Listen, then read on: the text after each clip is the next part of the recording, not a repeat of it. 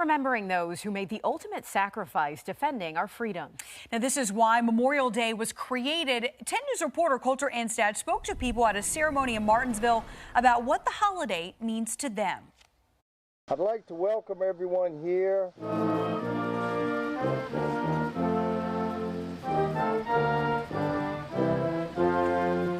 Mean a lot, I'm telling you. For World War II Army veteran John McCain, Memorial Day reminds him of the life he's been able to live. I come out the Army at 46.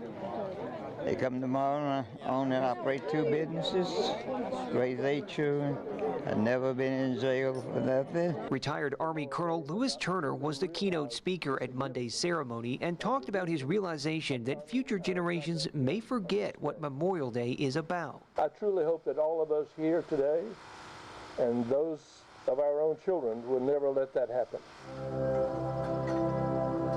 Magna Vista High School JROTC cadet Autumn Willard helped lay a wreath during the ceremony. She agrees with Turner. You honestly don't know until you experience it how it feels. Vietnam Army veteran Billy Light says Memorial Day is a celebration. Well, it's just time to celebrate the people that have gone on before us.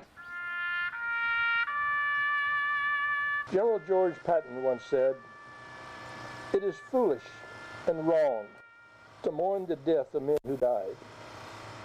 Rather, we should thank God that such men lived." In Martinsville, Coulter Anstad, 10 News, working for you.